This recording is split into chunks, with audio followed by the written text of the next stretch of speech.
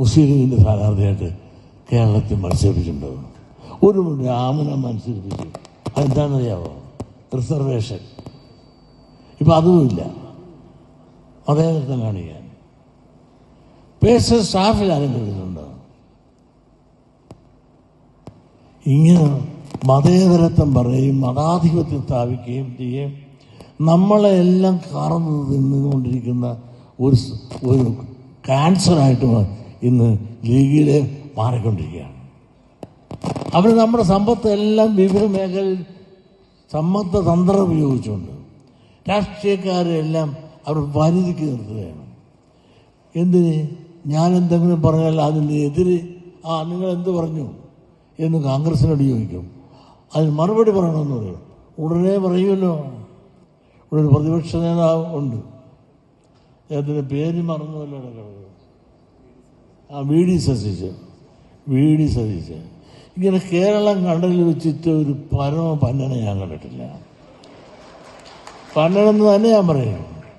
ഒരു പ്രതിപക്ഷ നേതാവെന്ന നിലയിലുള്ള ഒരു മാന്യതയും മര്യാദയും കൊടുത്ത് സംസാരിക്കുന്ന രീതിയിലുണ്ടോ?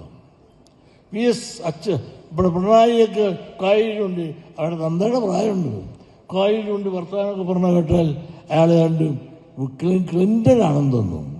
ഈ തറ എനിക്ക് വയസ്സ് 88 കുഞ്ഞ്. 89ാമത്തിലേക്ക് പ്രവേശിക്കാൻ ഒരു മാസം കൂടിയുള്ളൂ. ഞാൻ ഒരുപാട് രാഷ്ട്രീയക്കാർ കാണുന്നുണ്ട്. ഇത്തരം തറ പറയുന്നൊരു വീഡിയോ ഞാൻ ജനിച്ചു കണ്ടിട്ടില്ല. മാത്രമല്ല ഒരു ഈഴവ വിരോധിയും കൂടെയാണ്. ഈഴവെന്ന് പറഞ്ഞാൽ കടിച്ചു കൊല്ലാൻ നടക്കുകയാണ്. നിങ്ങളൊന്ന് ആലോചിച്ച് നോക്ക്.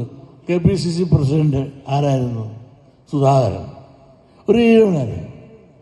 ആ KPCC പ്രസിഡന്റായിട്ടിരിക്കുമ്പോൾ ആ KPCC പ്രസിഡന്റ് എപ്പോഴും കയറി അഭിപ്രായം പറയാം. പിറ്റേ ആ സെക്കൻഡ് അതിനെതിരായിട്ട് വർത്തമാനം പറഞ്ഞിരിക്കും. പറഞ്ഞ് ആ മനുഷ്യനെ ഒതുക്കിയില്ലേ? സുധാകരൻ KPCC പ്രസിഡന്റായിരുന്നു. അനവസരത്തിൽ അദ്ദേഹത്തെ താഴെ ഇറക്കിയിരുത്തി. പിണറായി ചീത്ത പറയുക, VD സതീശൻ നമ്മുടെ KPCC പ്രസിഡന്റ് അദ്ദേഹം ചീത്ത പറയാ, എന്നെ ചീത്ത പറയാ, എന്നെ കണ്ണുകെട്ടി കണ്ടുകൂടാ. ഞാൻ എന്നാ ചെയ്തിട്ടാണ്? എനിക്ക് ശ്രീനാരായണ ധർമ്മം അറിയാൻ പാടില്ല. ഇയാൾക്ക് എന്നാ ധർമ്മം അറിയാം? ഇയാൾക്കൊരു ചുക്കും ചുണ്ടാകുമ്പോൾ അറിയാൻ പാടില്ല. ഇയാൾക്ക് എന്നാ അവർ പറയുമ്പോൾ ഒത്തു പറഞ്ഞു എങ്ങനെ സ്ഥാനം അടിച്ചെടുക്കണം, മുസ്ലിം ലീഗിന് ഒത്തു പറയണം, എന്നിട്ട് അടുത്ത സ്ഥാനം ഉറപ്പിക്കണം. മുഖ്യമന്ത്രിയാകാൻ നടക്കുകയാണ്. വലിയ കാലത്ത് വെള്ളമൊഴിച്ചിട്ട് നടക്കുകയാണ്. വെള്ളമൊഴിച്ചിരിക്കണമല്ലാതെ ആ വെള്ളം വാങ്ങി താഴെ വെച്ചാണ് നല്ലത്. കോൺഗ്രസ് തന്നെ 4-5 ഓടി നടക്കണം മുഖ്യമന്ത്രിയാകാൻ. നിങ്ങൾക്കറിയാമല്ലോ ആരൊക്കെയാണെന്ന്. പേര് ഞാൻ പറയുന്നില്ല.